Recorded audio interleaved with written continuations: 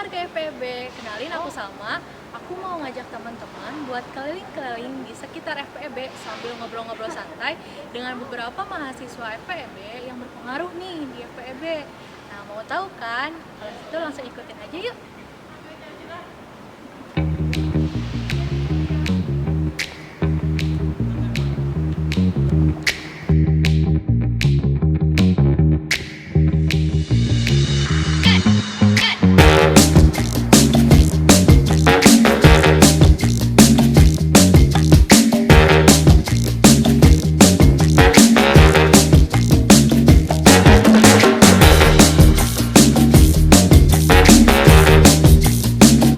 Halo Kak, Hai, halo semuanya. gimana nih kabarnya? Alhamdulillah dalam keadaan sehat walafiat.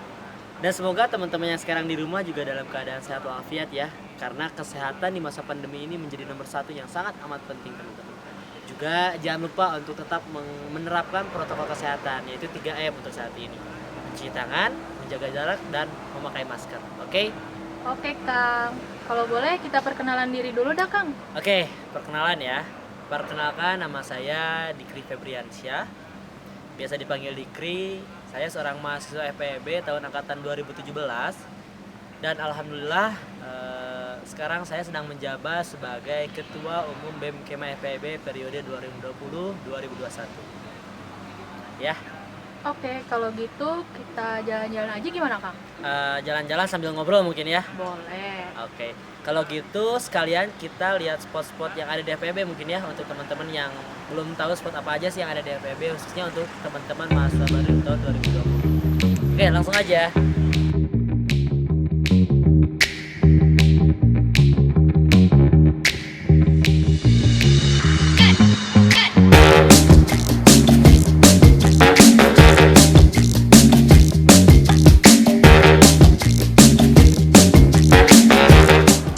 Oke, teman-teman, kita sekarang ada di spot pertama yang ada di FEB, yaitu Cafe FEB ya, kafetaria.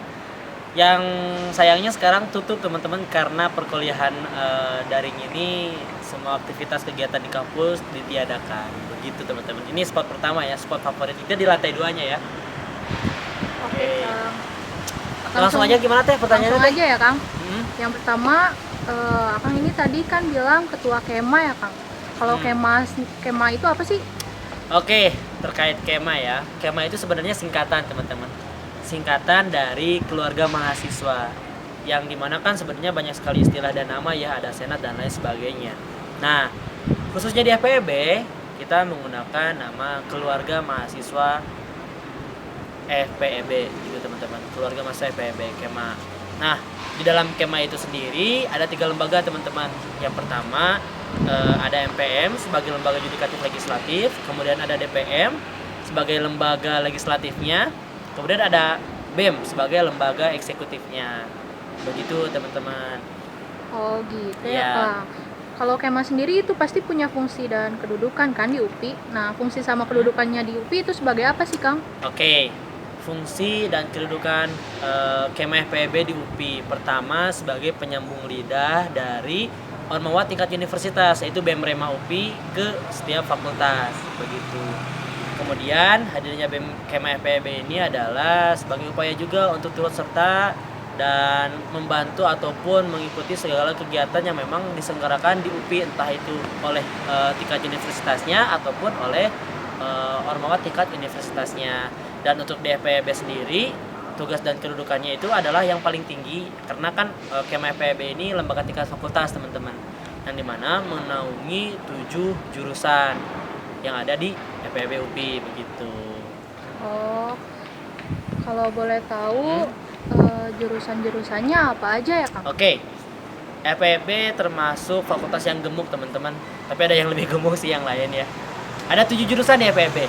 Yang pertama ada yang non-dik dulu ya, non pendidikan, ada akuntansi, kemudian ada manajemen, ada ilmu ekonomi keuangan Islam. Nah, untuk yang pendidikan, kemudian ada pendidikan bisnis, pendidikan manajemen perkantoran, pendidikan akuntansi, dan pendidikan ekonomi. Ada 7 jurusan, 3 non-dik dan 4 jurusan pendidikannya, begitu teman-teman. Oh, lumayan banyak juga ya Kang. Lumayan, betul. Ini baik lagi ke pertanyaan yang Kema sih Kang. Kalau Kema itu setiap organisasi pasti punya kabinet. Nah, kalau Kema sendiri di FPEB itu punya kabinet apa nih namanya dan filosofinya apa? Oke. Pertanyaannya menarik ini ya. Terkait nama kabinet. Untuk kepengurusan saya atau kepengurusan tahun ini, nama kabinetnya adalah Lentera Pemersatu. Kenapa? Karena kan nama kabinet ini akan menjadi cerminan ya dari satu kepengurusan organisasi tersebut. Nah, harapannya dengan kami sepakat mengambil Lentera Pemersatu sebagai nama kabinet adalah karena kan Lentera itu bisa dibilang apa ya, bisa membantu kita dalam kegelapan gitu kan, menambahkan penerangan dan lain sebagainya. Kemudian ditambahkan dengan pemersatunya. Nah, harapan dari Lentera Pemersatu ini semoga dengan hadirnya BEM saat ini kita bisa menjadi lembaga yang memang benar-benar bisa menaungi masyarakatnya, khususnya di FPEB, yaitu jurusan dan semua yang ada di FPEB itu sendiri. Sehingga ketika memang tujuan dari Kema bisa tercapai dengan nama kabinet Lentera Pemersatu ini, harapannya visi dan misi serta tujuan-tujuan dari FPEB itu bisa tercapai. Jadi tujuan besarnya dari Lentera Pemersatu ini adalah harapannya sederhana sebenarnya, yaitu adanya dan terbangunnya siklus atau lingkungan yang harmonis, kemudian menjunjung tinggi persatuan, persaudaraan, dan kekeluargaan. Itu sih intinya teman-teman. Karena kan FPEB ini dari dulu, dari senior-senior kita, juga kakak-kakak kita itu selalu dikaitkan dan dieratkan dengan kekeluargaan, begitu. Oh gitu ya Kang, keren. Apalagi nih? Kita lanjut ke tempat lain aja gimana Kang sambil ngobrol? Oke, boleh kita beralih dan bergeser ke pos selanjutnya ya.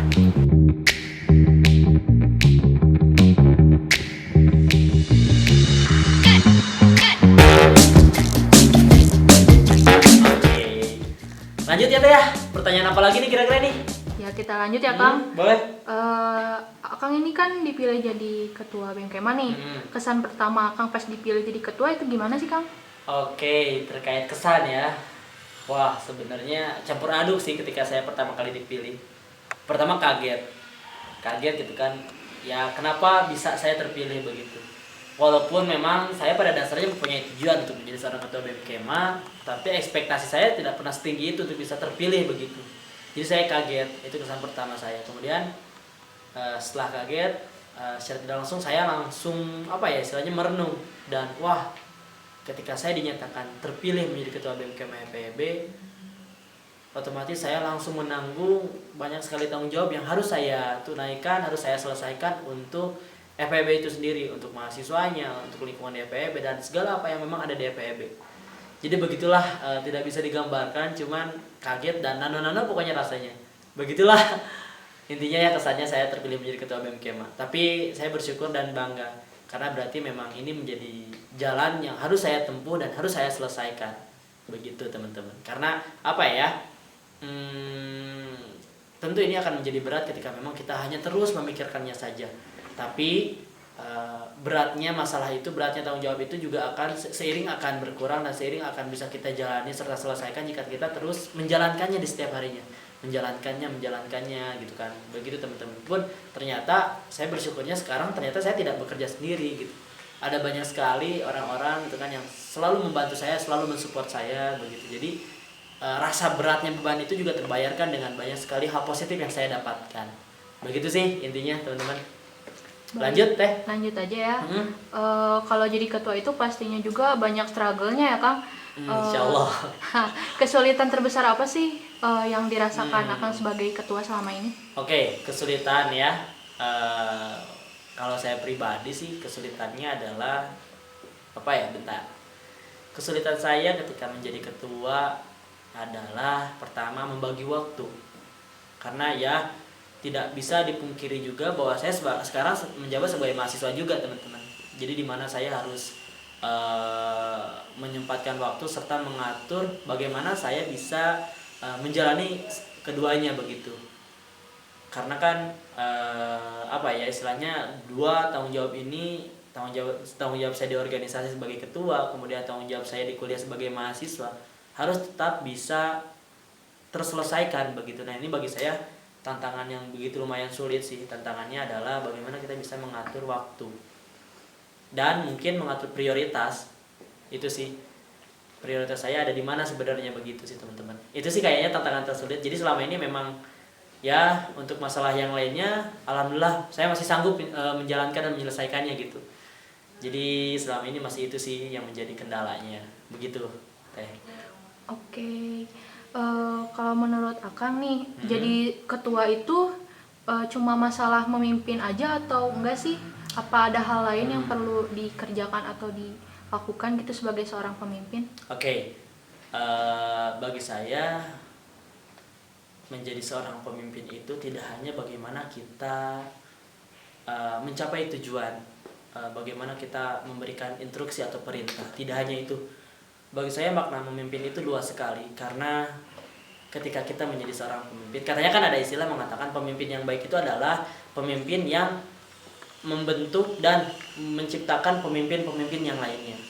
Juga bagaimana kita bisa terus memberikan kebermanfaatan ketika kita memegang jabatan atau menjadi seorang pemimpin. Bahkan kata Rasulullah kan, dakwah yang paling baik itu adalah dakwah dengan kita mempunyai jabatan.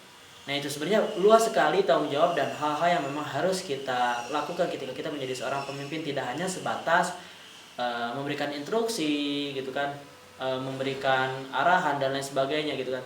Bagaimana kita bisa bermanfaat, bagaimana kita bisa mengayomi gitu kan.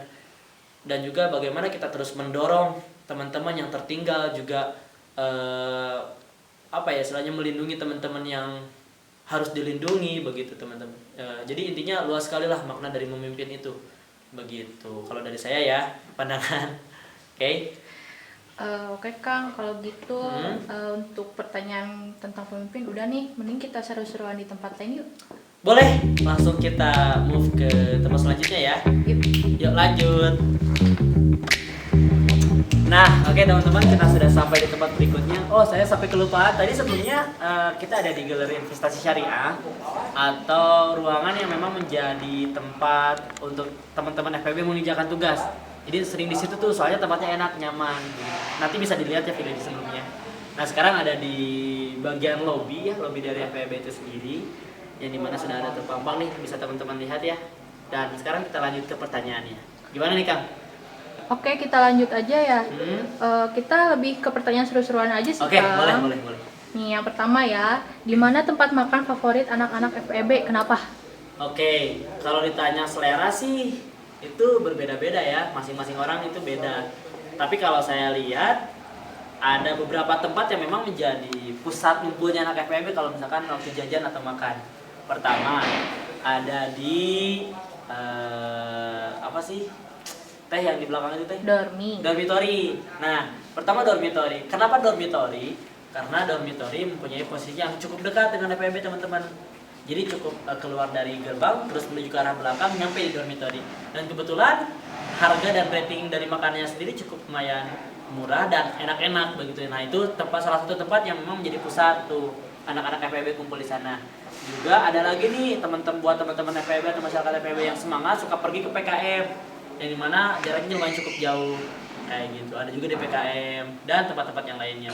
Nah, kalau saya pribadi fleksibel. Kenapa fleksibel? Karena bagi saya yang penting makan. Saya gak mandang harga, gak mandang rasanya kayak gimana, yang penting bisa makan. Nah, disitulah saya makan. Tapi kalau masalah harga sih pasti dipikirin ya. Tentunya mahasiswa kan harus cari yang murah ya, apalagi kita anak FEB kan ekonomi bisnis gitu kan teman-teman. Kayak gitu sih. Harus irit ya Kang. Iya. Harus irit betul. Lanjut ya Kang. Tuh, enggak? Kan gedung FPB itu ada dua nih. Yang satunya lagi tuh banyak yang bilang kayak kotak sabun. Kenapa bentuknya kotak ya Kang? Kotak sabun ya. Ini candaan ini emang dari dulu sih, dimulai dari semenjak gedung baru FEB ini dibangun. Jadi ada dua gedung, betul, satu gedung Garnadi dan satu gedung FEB yang baru. Kalau gedung Garnadi kan memang diisi oleh dosen-dosen serta ruang akademik dan lain sebagainya. Jadi pusat perkuliahan, kelas-kelas dan lain sebagainya itu di gedung baru.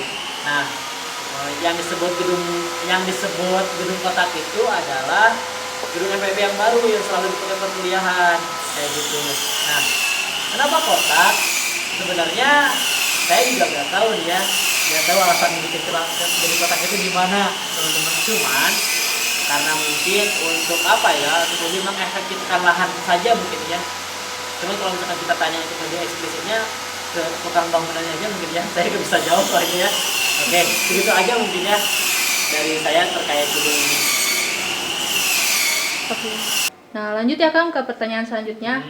Nih, semua fakultas gedungnya ada beberapa ya, ada 1, ada 2, ada 3. Nah, kalau FPIB sendiri kenapa nih gedungnya ada 2? Oke, kenapa FPIB gedungnya ada 2? Jadi ini cerita zaman dulu ya, sebelum FPIB mempunyai gedung 2 ini. Jadi sebelum punya gedung baru ini, sebenarnya gedung FPIB itu cuma 1.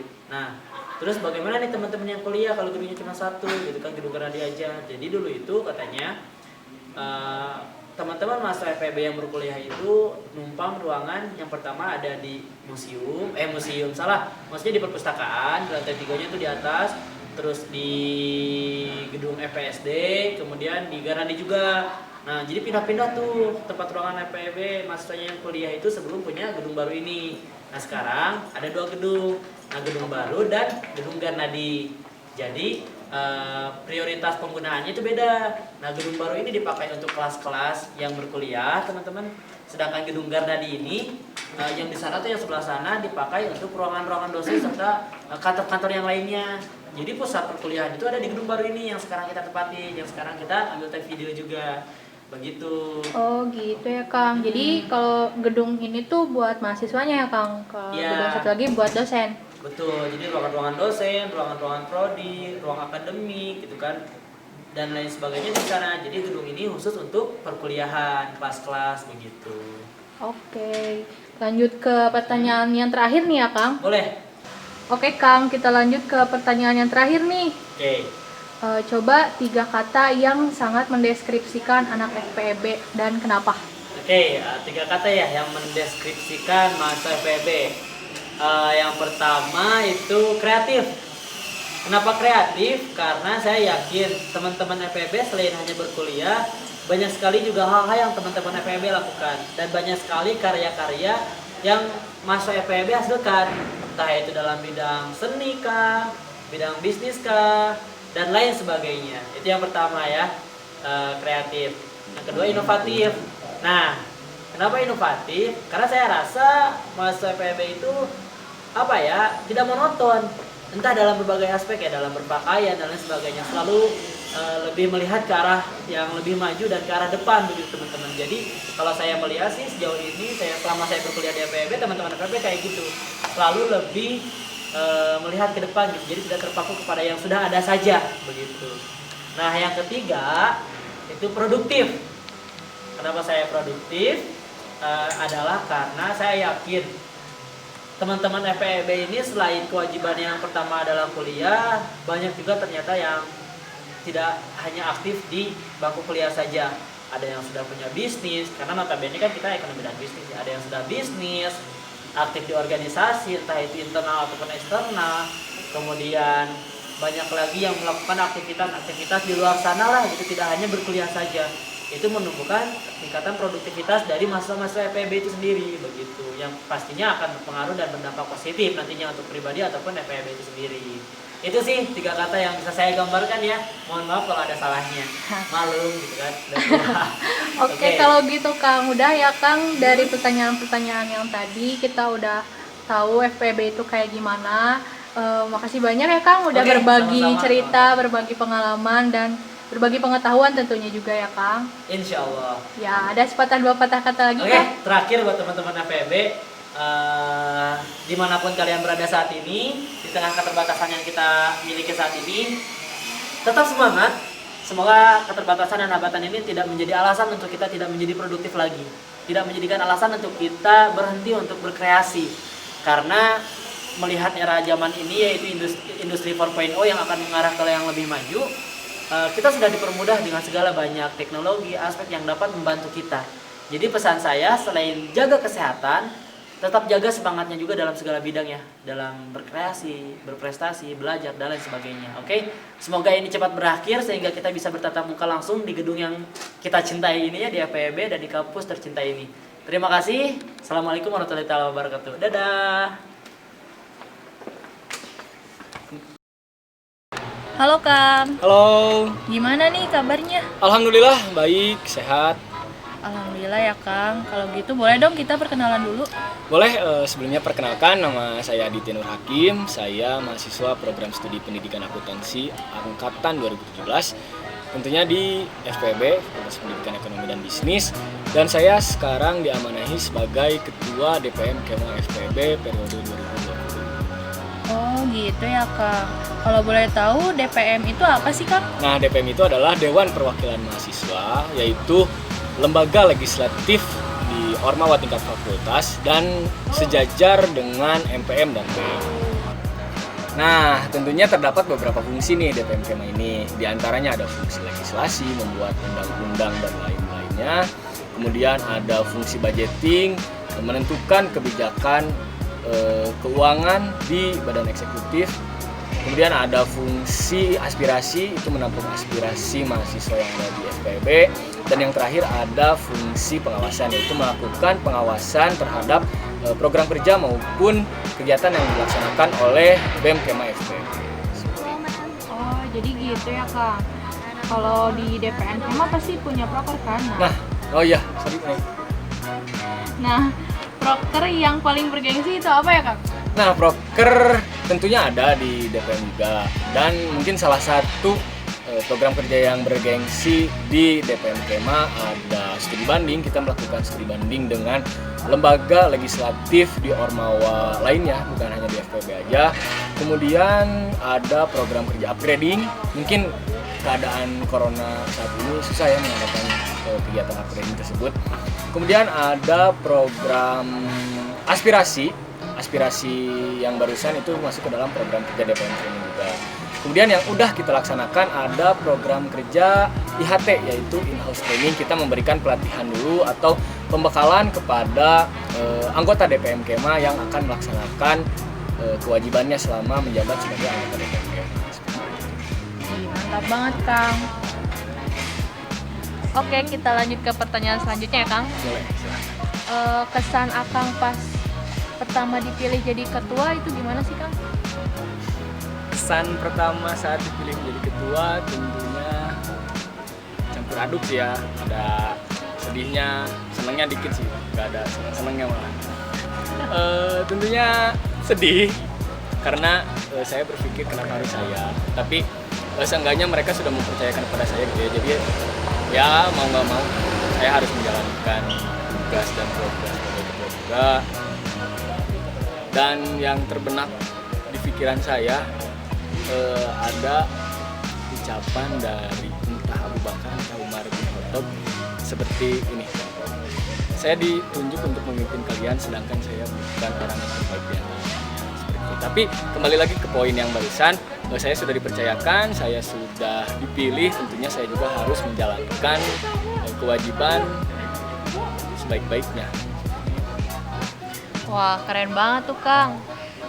Selama jadi ketua DPM, kira-kira kesulitan terbesar yang dialami oleh Akang tuh seperti apa sih? Kesulitan terbesar sebenarnya banyak ya. Sekarang saya udah semester 7, mungkin terbagi fokus antara akademik dan non-akademik. Kemudian banyaklah kesulitan yang lainnya, tapi mudah-mudahan dapat ya berjalan sesuai rencana aja. Oke deh kalau gitu Kang. Kita lanjut pertanyaan lain tapi sambil jalan-jalan lagi ya Kang. Boleh berangkat? Yuk. Gas. Oke Kang, kita lanjut ke pertanyaan selanjutnya ya. Siap. Sekarang mah pertanyaannya seru-seruan aja nih. Oke. Yang pertama, tempat jajan anak FPB paling favorit itu di mana? Tempat jajan di lantai 3, kantin jujur yang nggak ada penjualnya. Jadi kita bebas lah nyimpen uang di situ berapa aja, asal jujur. Oh gitu ya Kang. Terus ada juga paradigma orang-orang kalau anak ekonomi itu loyal, bener atau enggak? Loyal, menurut saya enggak sih ya, karena mungkin anak ekonomi itu sudah tahu perhitungan mengenai budgeting dengan benar, jadi kayaknya enggak sih. Wih, mantap. Tapi nggak semua ya, mungkin ada beberapa yang hedon sih, bukan loyal. Iya, lebih ke irit ya Kang. Betul, apalagi saya gitu. Sebagai anak kosan ya Kang. Iya. Lanjut, kalau di FPEB atau di anggota DPM deh. Siapa anggota yang paling cakep? Cakep. Cewek cowok nih? Cewek cowok boleh? Cowok aja deh ya. Kalau cewek ntar saya disangka fuckboy gitu ya. Cowok. Andi, ketua komisi 2 Eduprof dan kerohanian. Wih. Ganteng dia. Kalau saya jadi cewek saya suka. Bercanda. Ya, salam buat Kang Andi ya, yang katanya cakep. Lanjut ya, yang terakhir nih Kang. 3 kata yang mendeskripsikan anak FPB. 3 kata. Harta, tahta, aditya. Mantap Kang, Pede mantap. banget. Jawab. Bercanda ya. Kalau gitu, terima kasih ya Kang atas waktunya. Sama-sama teh. Ada pesan-pesan buat teman-teman FPB? Buat teman-teman FPB pokoknya kaya raya jaya. Sip, mantap. Terima kasih Kang. Yuk, terima kasih juga. Halo Kang. Halo, Gimana nih kabarnya? alhamdulillah baik. Alhamdulillah ya Kang. Yuk kalau boleh kita langsung kenalan aja dulu Kang. Boleh, nama saya Renaldi Putra Setiawan dari Pendidikan Bisnis Angkatan 2017 yang tahun ini alhamdulillah diamanahi sebagai Ketua MPM Kema FPEB periode 2020. Wih. Oke Kang, kalau gitu mau nanya nih, tadi kan Akang menjabat sebagai Ketua MPM. Nah, MPM itu apa sih Kang? MPM itu singkatan dari Majelis Permusyawaratan Mahasiswa yang kedudukannya sejajar dengan BEM dan juga DPM Kema FPEB. Yang anggotanya itu berisi dari ketua himpunan hingga ketua DPM dari setiap himpunan yang ada di Fakultas Pendidikan Ekonomi dan Bisnis. Oh gitu ya. Kalau boleh tahu fungsi dan tugas MPM itu apa? Kalau fungsi itu ada 2, yang pertama fungsi legislatif dan fungsi yudikatif. Lalu untuk tugasnya kita di MPM itu menetapkan ADRT, menetapkan GBHK, MKO, dan juga menetapkan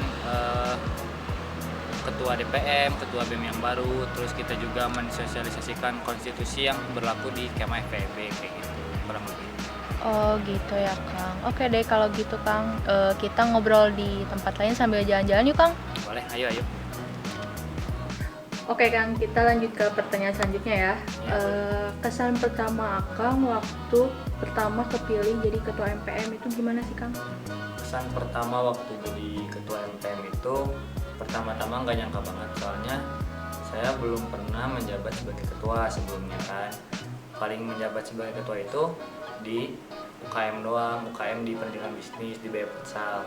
Selebihnya untuk organisasi resmi kayak himpunan, terus juga kayak paguyuban itu saya belum pernah menjabat sebagai ketua gitu. Tapi alhamdulillah teman-teman percaya ke saya sebagai ketua MPM. Oke, selama menjadi ketua pastinya banyak struggle dan kesulitan ya Kang. Kesulitan terbesar apa yang pernah Akang rasain selama menjabat jadi ketua MPM? Kesulitan sebagai ketua itu sebenarnya karena lagi COVID kayak gini ya, jadi kita nggak bisa membangun komunikasi yang intens lah sama anggota yang lain.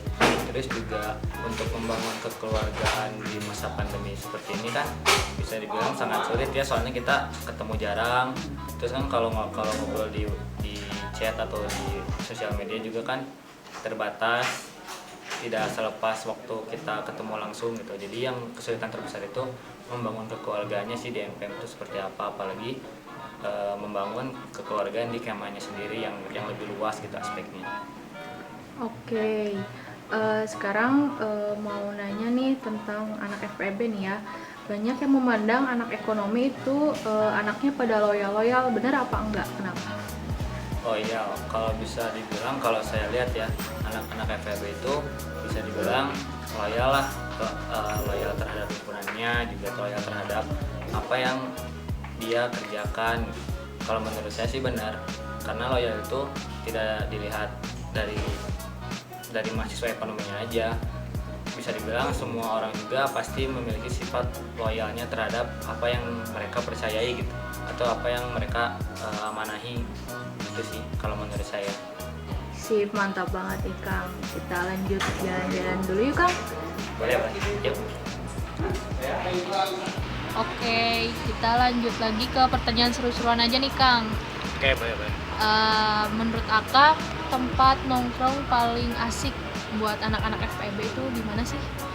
Tempat nongkrong paling asik pasti di DPR, di bawah pohon rindang atau di pinggir FPB tuh. Biasanya anak-anak suka kongkow di situ lah, ngobrol-ngobrol di situ. Soalnya kadang juga kita nunggu dosen di sana biasanya.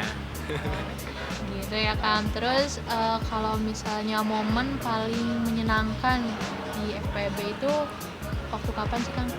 Kalau momen paling menyenangkan menurut saya itu waktu PMB, penerimaan mahasiswa baru, karena dari momen situ, dari momen waktu PMB saya bisa kenal sama jurusan lain gitu, kayak sama anak-anak akuntansi yang lain, anak-anak prodi lain lah waktu PMB itu. Jadi menurut saya hal yang paling menyenangkan di FEB itu waktu PMB kayak gitu, sama waktu wisuda juga karena ramai itu kayak gitu. Bener Kang, seru tuh. Oke, kita ke pertanyaan yang terakhir nih Kang. 3 kata yang mendeskripsikan anak FPB. 3 kata: kasep, gelis, somea. Mantap. Terima kasih Kang. Iya, sama-sama. Ada kesan-pesan buat anak FPB nggak? Kesan-pesan buat anak FPB tetap menyenangkan aja. Oke, mantap. Terima kasih atas waktunya ya Kang. Ya, sama-sama.